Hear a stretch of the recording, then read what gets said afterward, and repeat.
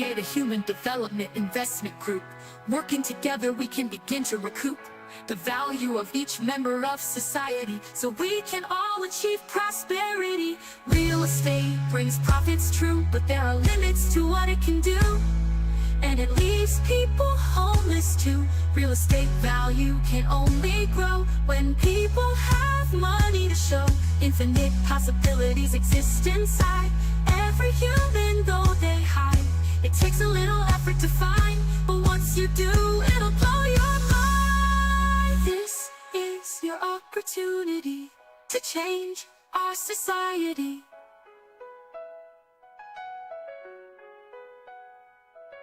The help you give today can get things on their way.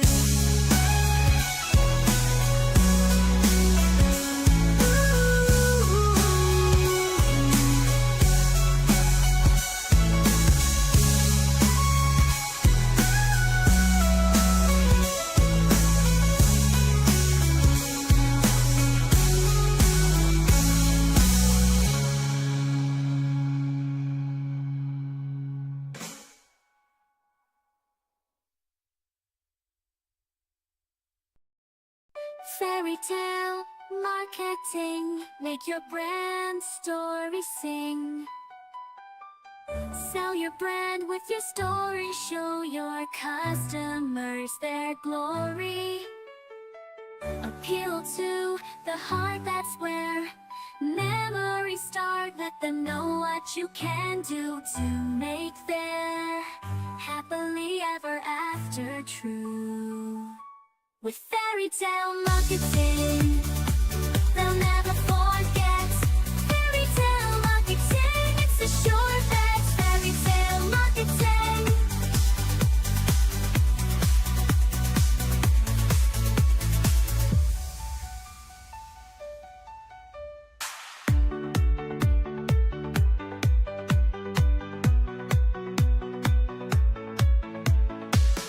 Fairy tale marketing, make your brand story sing.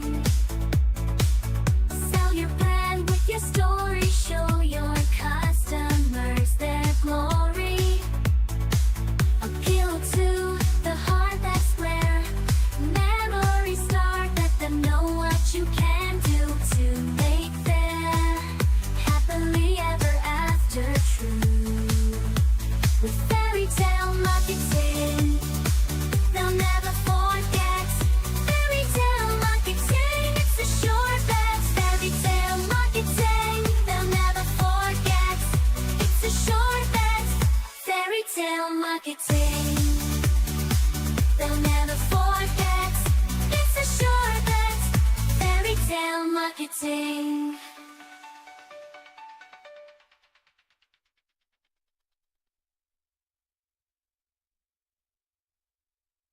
Build your brand, don't make it bland. Take the first step, show them why your brand. You've got a vision, great. You've got a mission, first rate. It's time to communicate. It's time to relate. Build your brand, don't make it bland. Take the first step, show them why your brand. Your brand isn't a logo or a color scheme. No, no, it's not a slogan, you know, a trademark or copyright. Oh, oh, oh. Build your brand, don't make it bland. Take the first step, show them why your brand. Your brand is everything people say when they're talking about you. Reputation is king when it comes to branding. Build your brand, don't make it bland. Take the first step, show them why your brand. Your brand begins with you, everything you say and do. Sharing your heart is true, will bring customers to you. Build your brand, don't make it bland. Take a first step, show them why your brand.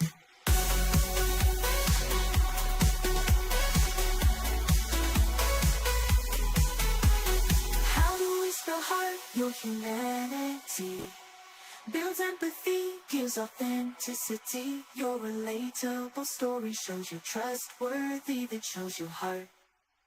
Build your brand,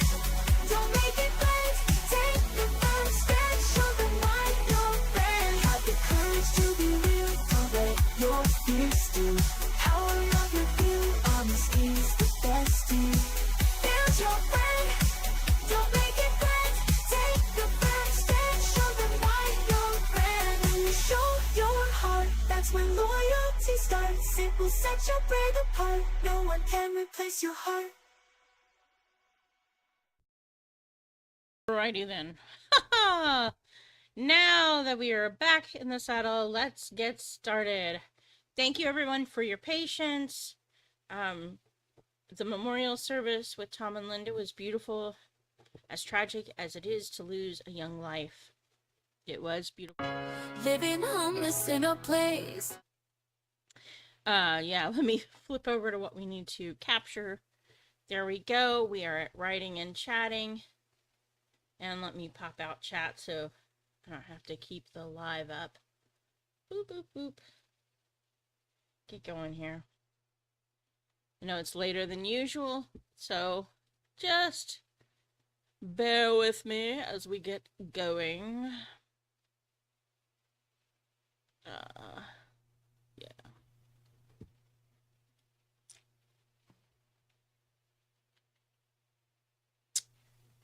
Make sure that I've got that up. Is it actually not showing? That's kind of a pity. It should be showing writing and chatting. Hopefully it is. Putting out shelves at the moment. Nice. That sounds like a fun honeydew project. We're gonna drop back and do a little catch up. Let's see, before we dive into things, see if we get a few more people to show up. Hey! Yes, yes.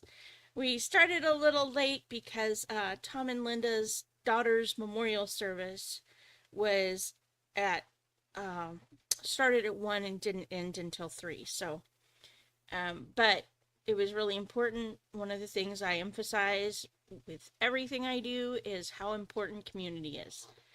And part of community is being there for each other when things go horribly, terribly wrong. And just showing up for each other in whatever way we can to make sure that people know they're loved, they're cared for, they're cherished, and that they're valued. And so that's why the delay. So to back things up, because there's a delay, and to give everybody a little bit of time to catch up, I'm going to go back over probably the last 3 chapters that we wrote together, just to get everybody caught up to speed as to where we are. Chapter 19, A Curious Incident. Mortis sat at a rest table, trying to figure out what to do next. His efforts to put out a signal to the community didn't seem to have done much. He hadn't heard a peep from anyone on Discord. His cell phone wasn't picking up a signal out here either, which was about par for the course. He entertained himself by watching Spin play with a pile of pine cones. He was fresh out of ideas and nervous about going down into the caves themselves. His busted toes and stout figure meant it was going to be a painful walk up and down those stairs, and there were plenty of tight spaces. It was at this point that a white van with several individuals dressed in black caught his attention. They were speaking a language he didn't recognize, and pulling large things out of the side of the van. There were about 6 of them, most blonde and tall, definitely fit. Something about them screamed military, though he couldn't have said what it was. Maybe just the tightness of their formation and the level of coordination between them as they worked. He pulled out his cell phone and pretended as if he were reading something, turned on the camera feature and zoomed in the resolution as far as it could go. That's when he spotted something. A Navy tattoo. It was a small detail, but significant. He remembered Hawkeye telling him a story about his time in the Navy. The connection might be incidental, but it was the strongest lead he had to go on right now. The man sporting the tattoo was an outlier from the rest of the group. Dark-haired and shorter, Mortis moved the camera slightly as he pretended to be taking pictures of the scenery around him. He called Sven to him and said, "Stay close, buddy. I think we're about to be on the move." He trained the camera back in the direction of the van and then panned over to the cave entrance when he noticed one of them scowling in his direction. No need to draw too much attention to himself. He wanted to at least pretend to be an innocent tourist on holiday. But he kept his attention largely trained in the general direction of the van. The minute they made a move, he wanted to follow them to see where things were going. The dark-haired man said something he couldn't make out to the group and then headed to the cave entrance. Mortis wondered what that man... easy for me to say. Mortis wondered what that man was up to. He'd have paid good money to be a fly on the wall. "Spin," he said. "How'd you like an assignment, buddy?" The monkey looked at him and then looked at the cave. Mortis nodded. "Think you can follow that guy?" Spin chittered a bit and then scampered off in the direction the man had gone. At the very least, it gave Mortis a good reason to follow that guy. Nobody could blame him for chasing after his monkey. He gave Spin about a 3-minute head start and then gathered up his stuff, shouldered his packs, and began hobbling in the direction of the cave, calling out, "Spin! Come back here! Spin!" as he went. Spin ignored him as he picked up pace. The guys in the van paused to watch him chase after Spin before shaking their heads and getting back to work. He pretended not to notice. It was as painful as he'd feared, hobbling along on those broken toes, but he was determined to catch up to the monkey. It would give him a good excuse for following the dark-haired man if he got caught. He still had no idea if these guys were connected to Hawkeye's disappearance or not, but at the very least, they provided a distraction from his boredom. And maybe his investigation into them would bear some fruit in his investigation into Hawkeye's disappearance. He reached the entrance to the cave and peered inside. Spin was just disappearing around a bend. Following a monkey. Unbelievable, he chuckled to himself. The monkey disappeared down a dark tunnel, and Mortis paused to allow his eyes to adjust to the dim lighting before moving forward. He used his cell phone's flashlight feature for a moment to get his bearings and then cocked his ears. He heard voices echoing down there. A woman's voice, followed by a man's, and Hawkeye's. Hawkeye was down there. He hesitated. What if Hawkeye was in danger? Would he put him in more danger by going forward? Just then, Spin came back to him, chittering at full speed, and climbed up his pants, wrapping his tail around his neck and grabbing fistfuls of his hair. He seemed in high distress. What had he seen? Mortis wondered. Chapter 20. Devery's Dilemma. Deveries could taste copper in his mouth when he came to. She tased him! That witch! He couldn't believe it. He'd been surprised when the CIA approached him, offering him a plea deal if he'd agreed to become a confidential informant, when the whole thing went down with Hawkeye. He'd been sure he was about to lose everything and spend hard time in lockup. Instead, he got knocked down a peg in rankings, but was allowed to keep his pension, his benefits, and his dignity, as long as he kept the CIA happy. The CIA even helped him pin the whole thing on Hawkeye, as long as he agreed to help them recover the map and keep their questions about the military operations answered. Deveries was close to getting the map from the security officer's command post, but then it was handed off to someone in NCIS, Naval Criminal Investigation Services, and it was out of his hands, or so he thought. Tolston didn't let it go. She told him, investigate. Find out what they've done with it, and our people will put together a plan to get it back. It never occurred to him to ask why the CIA was interested in the map. Deveries didn't care. He was just grateful for the ability to keep his neck out of the chopping block. And if Hawkeye got screwed over in the process, that was the cherry on his ice cream cake. It also didn't occur to him to ask why the CIA couldn't just talk to the military and get it from them. As long as it benefited him, that was all that mattered. He made a move to stand up and ended up smashing his nose on a nearby crevice. Son of a bitch! Blood trickled from his nose, but with his hands tied behind his back, there wasn't a lot he could do about it. I swear I'll get her back for that, he thought. Maybe a few of those Russians would be interested in knowing her real identity. He smirked at the thought of what they might do to her once they found out. She didn't treat anyone around her very well, and he was fairly certain nobody else liked her either. His fantasies about that came to an abrupt halt, though, when a flashlight shone in his eyes. One of Tolston's blonde Russians stood there. He told the man in Russian, "Hawkeye escaped. He broke loose from his ties and got me. Get me loose and get some help." The man stared down at DeVries and crossed his arms over his chest. When he spoke, it was in perfect English. "I don't think so, DeVries. I've been waiting a while to get you alone. You and I are going to have a talk." DeVries felt his stomach drop. "Who the heck are you?" The man shook his head. "You'll get answers to your questions when I get answers to mine." DeVries didn't like that. "I'll scream!" The man chuckled. "I wouldn't do that if I were you.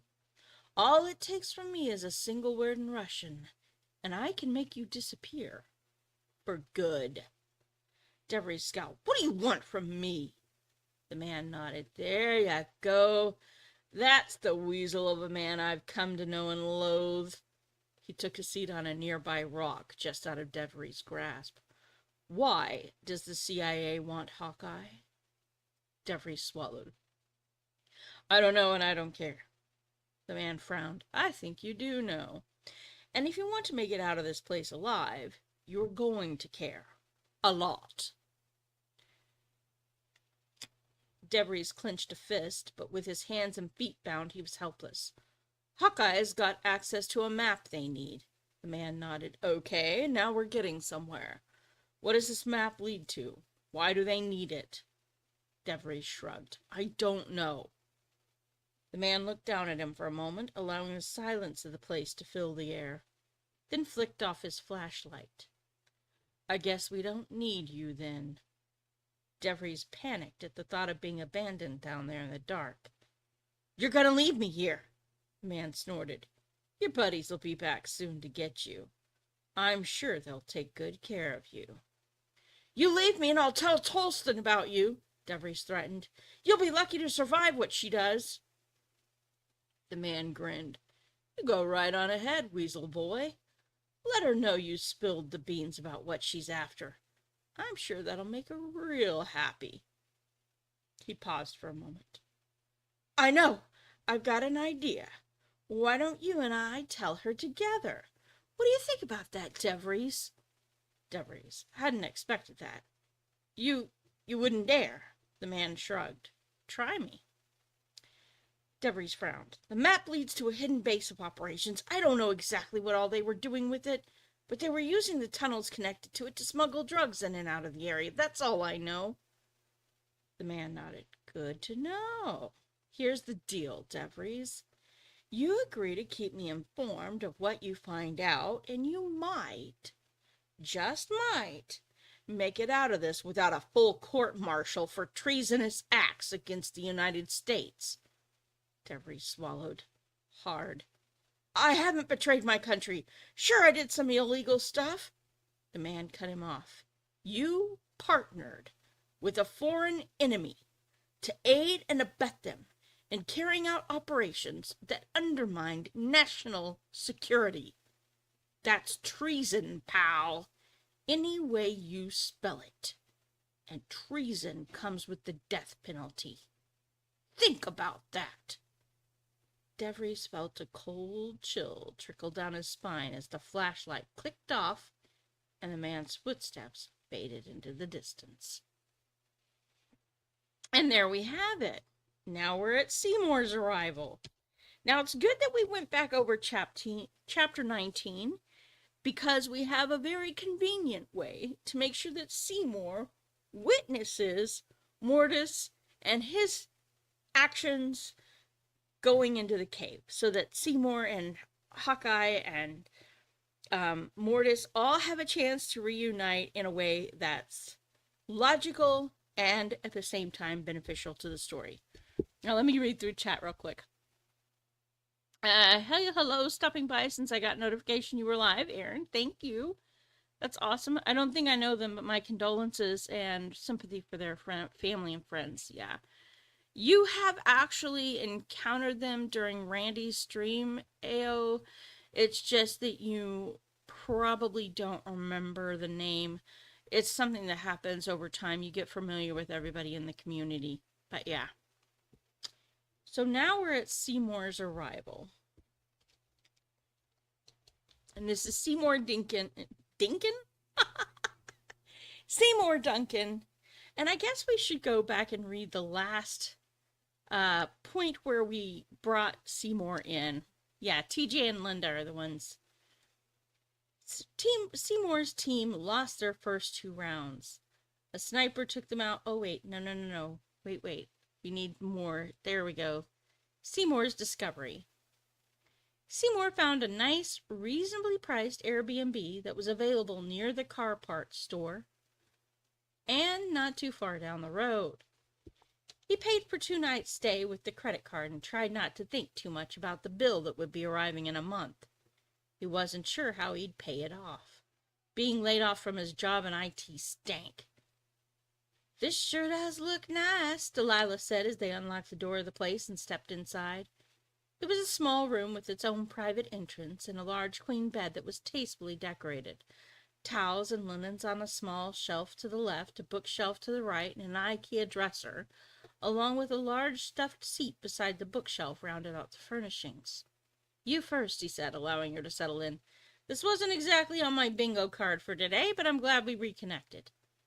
She draped her jacket on the peg on the back of the door as she stepped inside and sat on the edge of the bed, kicking her red leather pumps off. "I'm so glad I can finally get off my feet.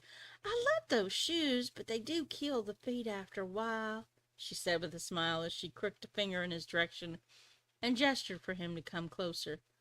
"Don't be shy, Seymour," she winked. "We got a whole lot of time to kill, and I know just how I'd like to spend that time." He swallowed and shut the door behind him, stepping close enough she was able to slide her hands up under his shirt. Her touch was like fire, and he was having a hard time thinking about much of anything else. Seymour woke to the darkness, somewhat disoriented as to where he was. The warmth of Delilah's body beside him felt good, and he reached for her. "I don't want to hurt him," she murmured. "I don't want to hurt anyone." He frowned at the words and looked over at her, only to realize she was sleeping. He'd forgotten that she was a sleep talker. What was on her mind tended to come out of her mouth when she was dreaming. "I'm sorry, Seymour," she mumbled. "I didn't mean to. I'm sorry." There were about 1,000 ways to interpret those words, and none of them good. He kept still and kept listening, wondering if she would give away more information. "That's so high. I don't know how else to pay them," she said. "Please, Devries, you don't know what you're asking." "Ugh," Seymour thought. "So this is what it's come down to?" A thought came to him then. He shouldn't do it, but the temptation was there. Her cell phone was on the dresser, just a short distance away. The night air was cool as he slid out of the bed and tiptoed over to the dresser, keeping an eye on her as he went. He didn't want to risk her catching him spying on her. He opened up the cell phone, and it prompted him for her code to unlock it. He bit his lip thinking, and then tried the one she'd used when they were still together. It worked. He shook his head. I told her she needed to be more careful with her security. He flipped open her text app and scrolled through it. That's when he saw it. "Keep him distracted. Do not let him get to Mammoth Caves." The phone number wasn't one he recognized. He opened the text thread and his mouth dropped open. They'd been tracking his every move, and they dispatched Delilah when he got close enough. The whole thing was staged. And they had Hawkeye. He wrote down the phone number, pulled his own phone out of his pocket, and took pictures of the text messages. It was evidence he could provide to the police if need be. He'd always been an idiot when it came to Delilah. He couldn't believe he'd been suckered in by her yet again. He debated what to do. Should he leave her there and head on out to Mammoth Caves? Go to the police with the evidence? what was the right play? He just wasn't sure. He decided to call the number texting Delilah. Would he find Mortis on the other end of the line? He tucked her phone into his pocket, slipped on his clothes and shoes, and headed outside to make the call. A man's voice answered. Why are you calling me? I told you no contact. Did you get your assignment completed? That's a man's voice answered. It wasn't Mortis.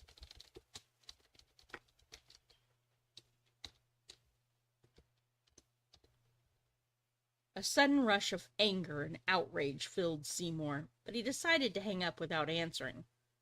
The voice definitely didn't belong to Mortis, and he didn't know what to say. DeVries? Was that the name of the man who answered? He debated taking this whole thing to the police, but he didn't want to out Delilah if she truly was a victim of that man. Instead, he contented himself with going back inside and sitting in the love seat beside the bed, watching Delilah. His mind was too busy to go back to sleep. So that's where we left Seymour. Alright, so now we're going to have Seymour decide that he's not waiting around anymore. Hey, Jeremy! Hey, Cal! No worries. I'm glad you could join me. So I realized that we left Seymour sitting beside the bed watching Delilah sleep. But I think it's time to call him into service because we have an opportunity now to stage a reunion between Mortis, Seymour, and Hawkeye if we let Seymour arrive just in time to see Mortis chasing the monkey into the caves. So it's the perfect opportunity. So we're going to decide that Seymour is not going to wait around to decide for Delilah to wake up.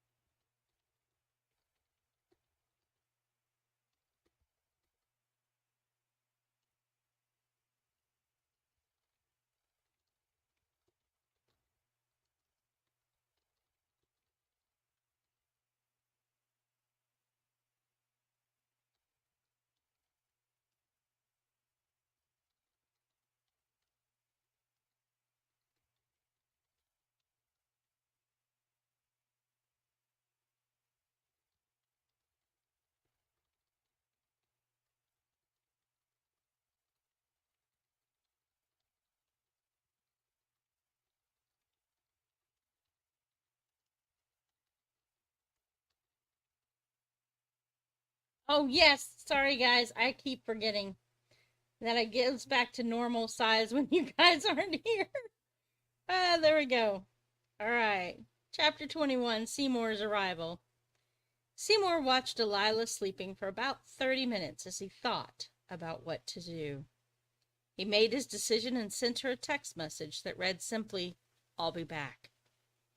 Then he grabbed his keys, got dressed, and slipped out the door. Time to head to Mammoth Caves. Hawkeye was waiting.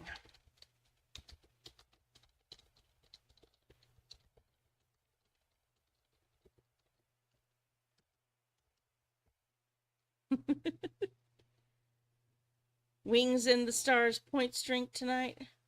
All right.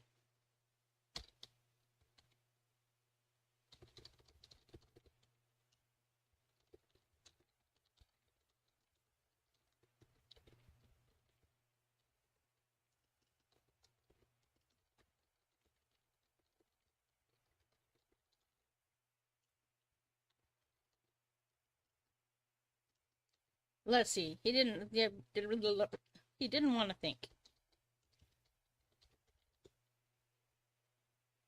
So he cranked up the radio. Yeah.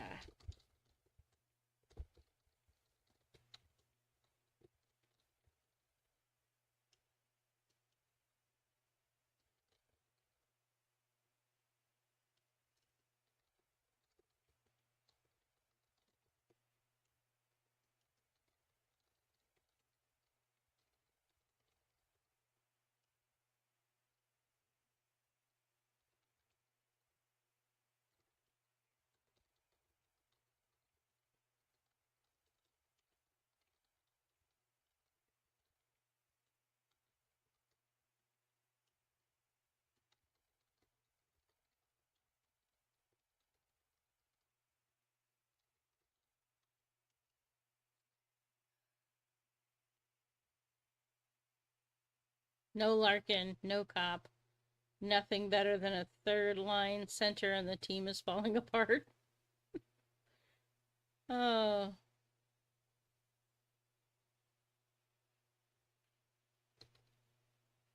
hockey talk, man. Hockey talk. All right.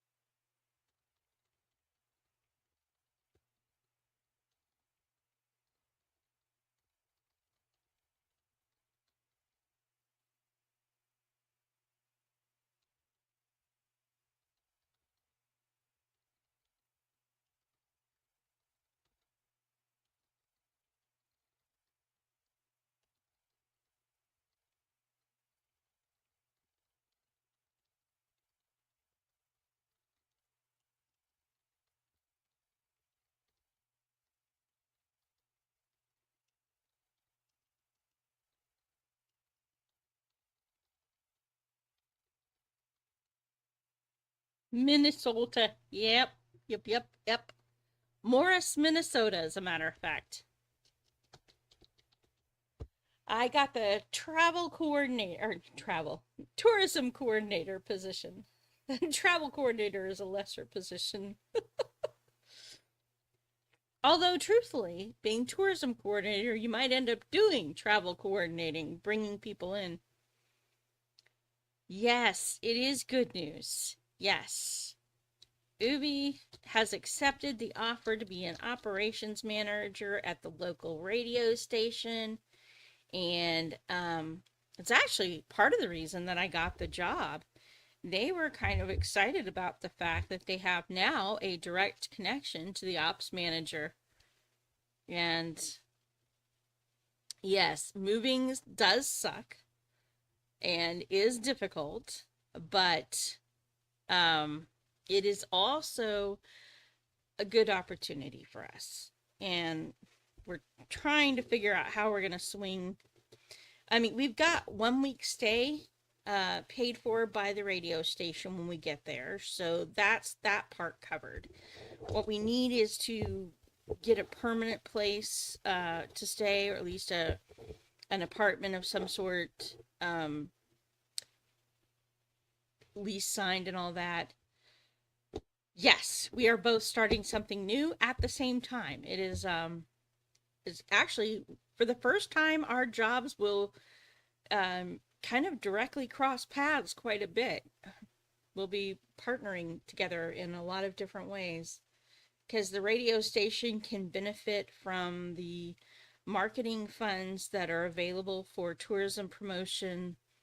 And we're going to tap into that. And then, so that'll help the radio station. And then they'll have good reason to work with us more. And then we, as the tourism coordinator, I'll be working more with the radio station to try and get the events promoted and the town promoted.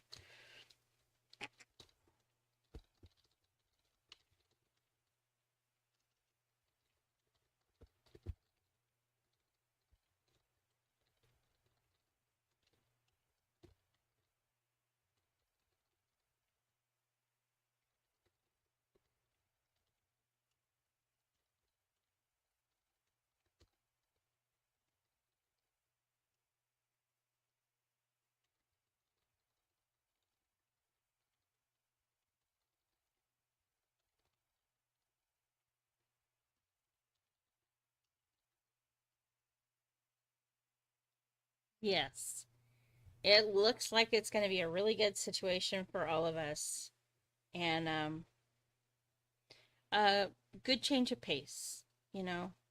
It's been a while since I've been anything other than self-employed, and so that'll be But it's a good opportunity to forge a lot of really strong connections with people all throughout the town and all throughout the state, really, and across the globe. So that's my goal.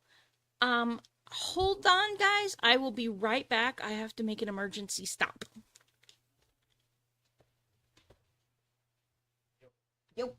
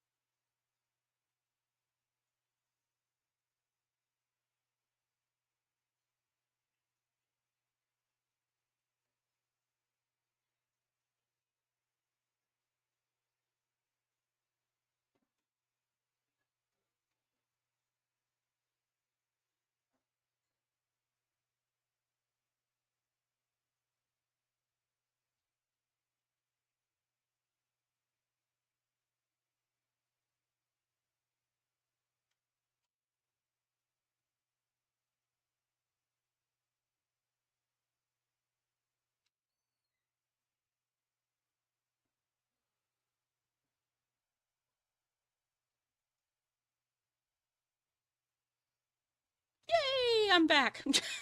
I know you guys missed me so much. I'm hardly ever around, right? All right. So let's see. Yeah, I'm repeating myself evidently.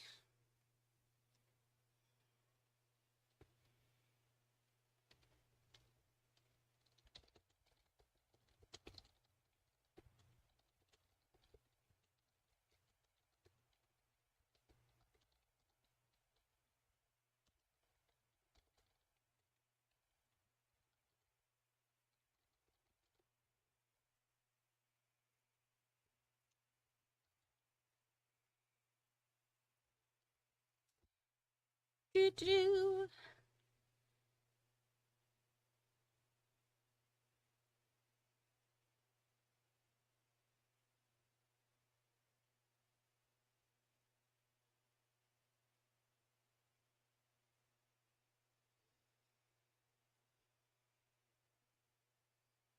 Yes, it is a little tough to create when there's a lot going on.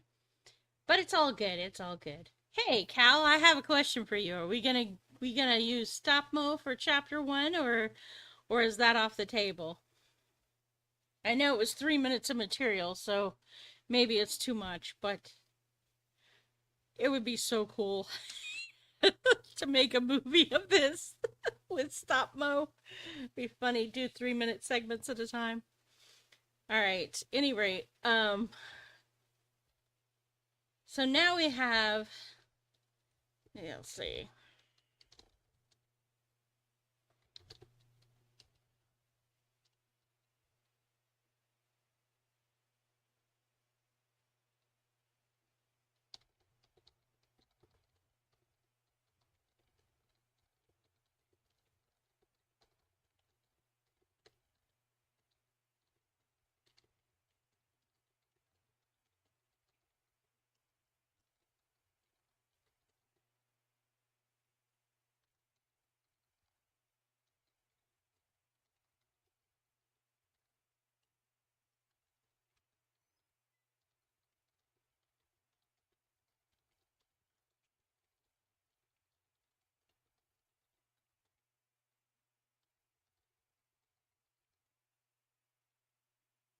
From oh yes, for the move to be complete. Yeah, that's good. That's probably a good idea. Oh, gives you more time to prep sets and characters. Yeah, actually, you know what? I don't know if this is gonna help, but what I can do is give you guys links to view the story as we go, because I know that sometimes maybe it's hard to read. So, and this actually allows you to read it the when we're not busy writing it. So during the week you can read through it, comb through it, get ideas for it, think about things. And you can track the progress we've made. So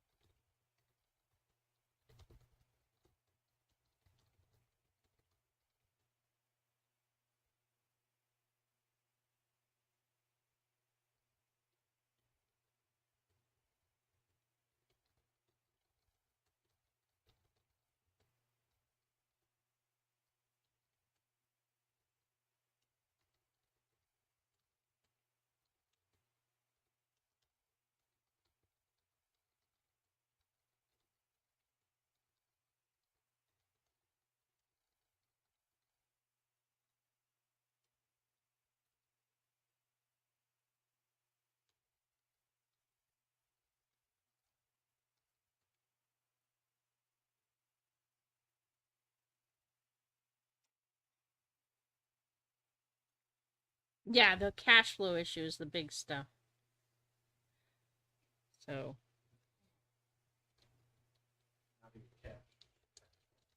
that's what I said.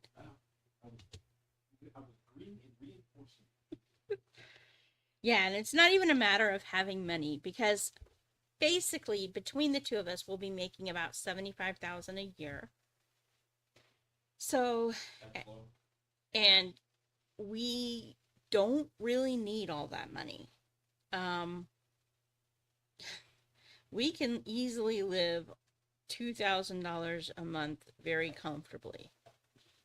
And that's we've gotten ourselves trained in living that small. So yeah, that is it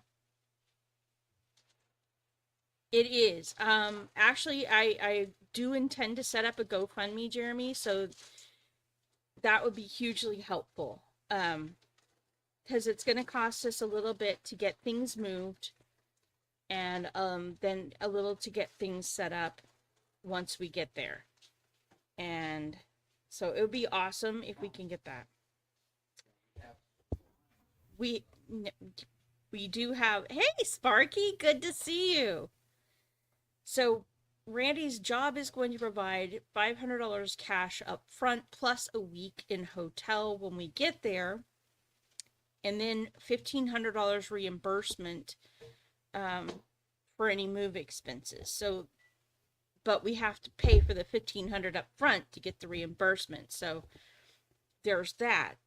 And then I have an invoice that's supposed to be coming paid supposedly before the end of this month that could cover that amount and then some, but I haven't received that money yet. And so, you know, until that gets here, we can't do things like rent a van to take down there or whatever else we might need to do to get the furniture moved. And the furniture is not, you know, is kind of the big deal. It's the rest of it is mostly small boxes and stuff that could probably fit in the car. And we may even choose, if we really needed to ditch the furniture, because the only piece of it that's worth keeping is a table that was given to my mother by my aunt, and it's an antique. So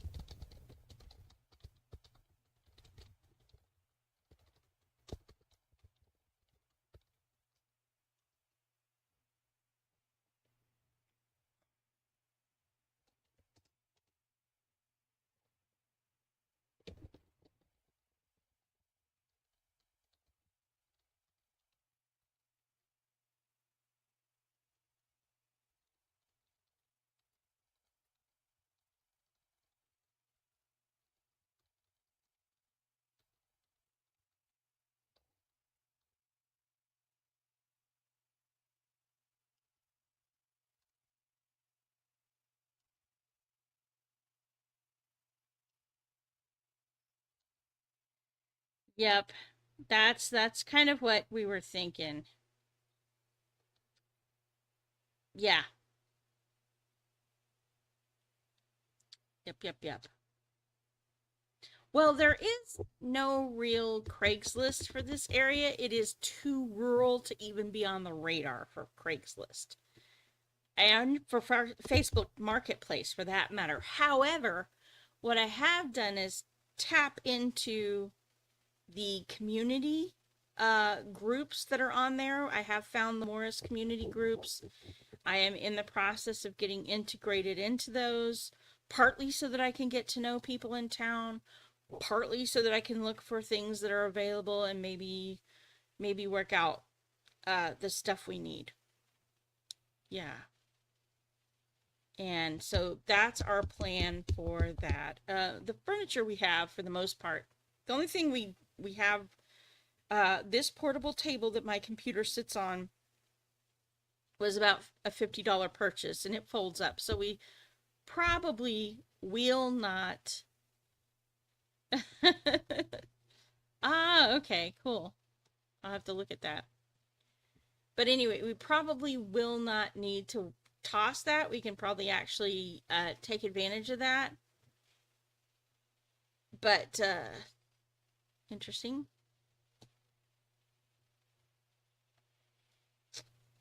The basically, what was I, my thought process is going. Um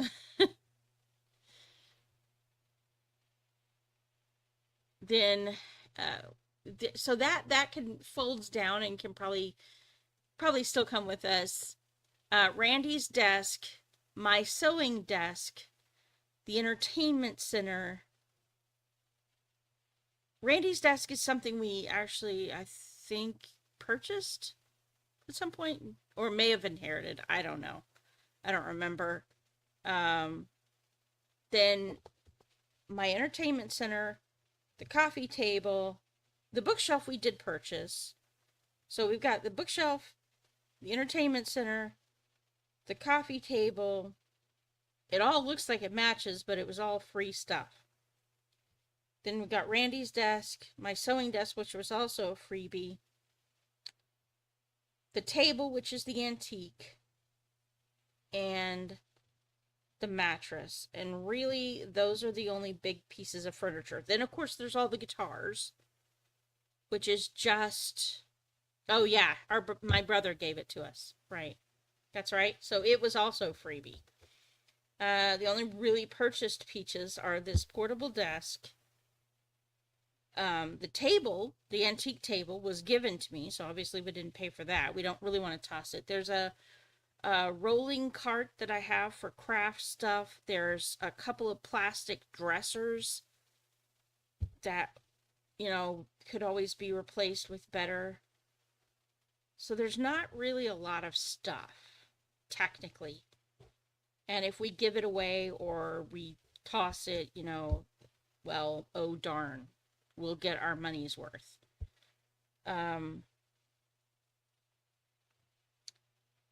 It's more a matter of And the boxes are really just kind of a handful of them. I've got some totes that we can use to pack up. It might take 2 trips in the car if we did.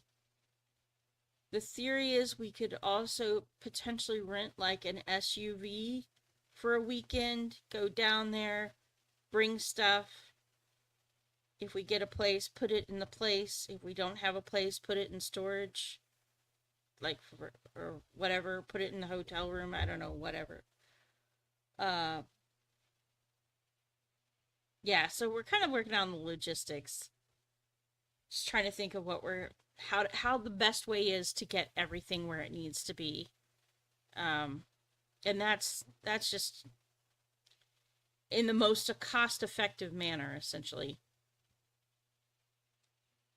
So that's the stuff we're thinking through in the middle of right now, trying to decide because I don't want to spend a bunch of money on a moving van we don't really need. I mean, shoot, moving up here to Iowa, we spent $1,500 on that move. And a lot of that was because of the mattress. And the mattress it's almost cheaper to just replace the mattress than it is to move the thing. But yeah, as far as the GoFundMe, yeah, we'll definitely get that set up. It's something I had thought about doing today and just didn't get done. But we don't really want to tax everybody and put everybody out money wise, but yeah. Yeah. So, and I do want to make sure that anybody who donates will get something back. You know, I don't want anybody to ever feel like they've dropped money into a hole of need, because that's not the way it is with us. Yeah, we don't have a lot of expensive furniture to move. We don't have a lot of stuff that can't be replaced. It's yeah. So there's that, and it's not really worth it to spend a lot of money on the move. Yeah, exactly. Well, we definitely try to be a blessing, and they do have pickup trucks for $29 a day, Sparky, but the deal with those little in-town trucks is that you're then looking at paying for mileage and gasoline. And if we're moving 800 miles, even if they're only charging us, you know, what is it, like 50 cents a mile? That's 400 extra bucks. So it probably isn't going to be worth it, but let me, I can research that. They do have the $19.99 in town, but then they also charge you a huge deposit and everything. Clothes, guitars, and cat stuff, yeah. Basically, we're probably only going to keep the, we're obviously going to keep the guitars. But, moving those and finding a way to pack those down, it's, yeah, 400 miles, and they charge, about 99 cents a mile. So you're talking about, oh yeah, they charge mileage, they charge gasoline, more to the point, you're responsible for gasoline, and these aren't exactly high fuel efficiency vehicles. As it is, with gas prices the way they are, it costs us about $200 round trip to get to Morris and back. And that doesn't include the meals we ate or anything else. That was just the gasoline. So in a bigger vehicle with lower fuel efficiency, and we got 30 miles to the gallon. So our little car has good fuel mileage. And that was still that expensive. And in a bigger vehicle where it takes more money to fuel up, I'm pretty sure you're looking at least 600 to make a trip like that. Yeah. Oh, no worries, Malachi. No worries. We were just actually talking about the situation about our move that's coming up and the jobs that I got. I got my tourist coordinator position. Randy accepted his offer as operations manager for the 3 cluster station in Morris, Minnesota. No worries, no worries. I am fine with sharing. Randy and I currently live in West Des Moines, and we moved here from Texas because our granddaughter is here. And then the lease is under the granddaughter's mother's name, and she decided not to renew the lease. And that meant that Randy and I were going to have to find a new place to live. And neither of us had steady, reliable income. And our credit is garbage. And we definitely weren't making enough to be able to make 3 times the rent on anything. So it was a bit of a. I got the news February 11th and basically had myself. And I don't usually get these, but I had a massive anxiety attack and just took it to the Lord. And I told him, I said, I know I'm standing at the Red Sea. Egypt's at my back. The water's in front of me, but I also know you can part the waters and make dry land appear. And I'm going to trust you to do that. And so that's, started. I had been already praying because, to be fair, we had 9 months warning this was coming. We just hoped that she would change her mind, that the value that we were providing in terms of taking care of Mia, getting her to school every day, picking her up after school every day, making sure that was cared for when she was sick and when she, when her mom needed to work and everything, that value would become clear and it would be worth it to her to renew the lease, but that didn't prove to be the case. So that is what it is. And it pushed us, to look for opportunities. And Randy found an operations manager position in Morris, Minnesota. And he also found one in Manitowoc, Wisconsin. And we were considering both. He had it was packed. Originally was scheduled for an interview Monday. But with the blizzard blowing through that specific area, and then me getting the job as tourist coordinator in Morris, it was decided that no, it's wiser to accept the ops manager position there in Morris. I accepted the tourism coordinator position there in Morris, and so that is where we are going. And Montevideo, yeah, Atwater, nice. But anyway, so that is where we are going. And his job officially starts April 1st. Well, the acceptance letter says basically on or around April 1st. So there's a little flexibility there. The station is going to give him $500 to use as he sees fit, and then $1,500 reimbursement of whatever expenses we have in terms of moving. And there's no compensation like that being offered for me, but it's because it's a part-time position and I didn't expect any. However, I do have an invoice out that is supposed to be being paid before the end of this month, a couple of them actually, and that should get us about $2,400 in cash. And then whatever else we can raise, just make sure that we can lock in an apartment. Or my goal, my dream would be to get us into this cute little 5-bedroom, 1-bathroom house that I found that's only $57,500, which is unbelievable.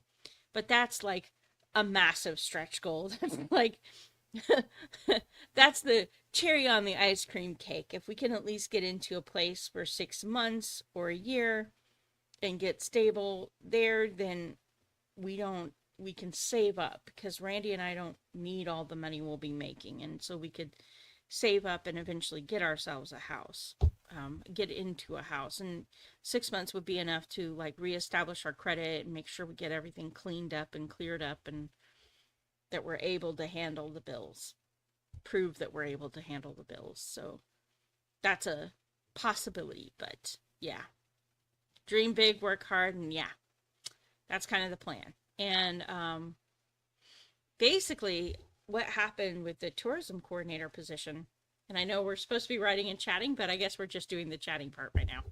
So the moment that I saw the tourism coordinator position, I knew that I wanted to apply for it. I loved the idea. And so I was like, I'll apply for this and see where it goes. Well, when I download the application paperwork, I noticed that the closing date was February 7th and this was March 3rd. I'm like, well, shoot, position's already closed. And then I said, you know what? Let me just reach out and see if it's still available. So I reached out to the person that was the contact on the paperwork, and I asked, I said, basically, if the position's still open, I'm interested. Here's my qualifications, just a brief summary, and, let me know. The new change may interfere with Ubi's live stream on Monday, but probably not.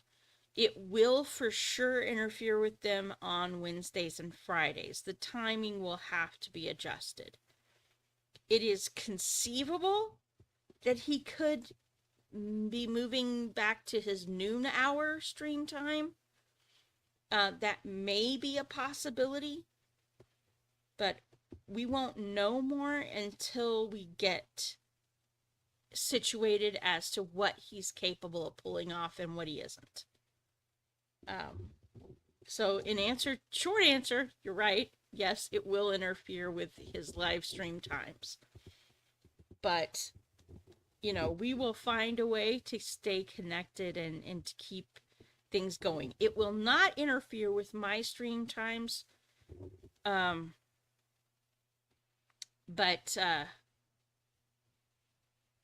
it will not interfere with mine. So I can't replace Ubi. I don't play guitar as well as he does.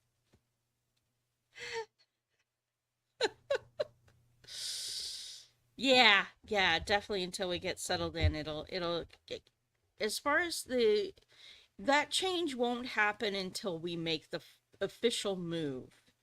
So nothing will change until that point. I won't know what my start date is until this coming week. Once they've completed my background check, then they're going to reach back out and set the start date for my job. And so then we'll see how things roll in between. But yeah, it's going to be interesting. I'm actually looking forward to the position. So anyway, going back to, yeah, no worries. See you later, Cal. Thanks for stopping by. I know it's pretty late where you are, probably. Any rate, so that is the situation. So, where we are. I got there. I did all the prep work. I had already researched the area, the players, the entertainment venues, and put together possibilities for what could be done. And had a plan for how I would approach the marketing of the community. I didn't know if they had a strategic plan. I didn't know how married they were to their own plan. I didn't know what kind of reception I was going to get when I got there. So I held back a little bit. I didn't introduce it up front until I got a better feel. But they were beyond thrilled with the plan that I put together. They were very excited that I'm married to the operations manager because they wanted a better connection with the radio station, but they didn't have anybody local. We got out there into the community. We made some connections already. It was really great getting to know people. And it just looks like it's going to be the perfect fit for the two of us. And yeah, I think 2026 is going to be an exciting year for us and also massive steps in the right direction. I hate that we're having to leave our granddaughter behind. I'm grateful, though, that it's only 6 hours trip. So conceivably, we can come down on a Friday night, see her on Saturday, maybe part of Sunday, and then head back up. And, likewise, her dad can bring her down maybe on a Friday night, and she can stay with us Sunday and part of or Saturday and part of Sunday, and then they can go back and get back home in time for her to go to school. I imagine that won't happen all the time, but it is conceivable that it can happen some of the time. So, oh, and with the internet, the blessing is that we do have the internet and it does exist, and that does mean that we can stay connected during the week and on the weekends when she can't be with us. Just FaceTime each other and talk that way and get to stay connected. I'm not as good at staying connected with people long distance, but this is an opportunity for me to grow in that direction and start learning to do that. Because I definitely want to still be part of her life to the degree that I'm allowed to be. And yeah, so you guys now have been caught up. We have not gotten very far in this new chapter with Seymour's arrival, but we have done something really critical. We have connected everybody together. Hawkeye's there, Mortis is there, and Seymour's there. So 3 of our characters. Now Lauren's not, and the police detective isn't, but we've got everybody in one place. That's critical to the story moving forward. And now we just got to see how things are going to be handled. Yes, everything, well, God works all things for the good of those who love him and are called according to his purpose. That is a promise guaranteed to us, Romans 8:28. And so we can rely on that even when things look dark, they're still going your way. It's just you haven't seen the full plan yet. But this is definitely looking like an answer to a lot of prayers. Oh yes, happy St. Patrick's Day. How could I forget? Definitely. Have a green beer on us, and we will see y'all next week.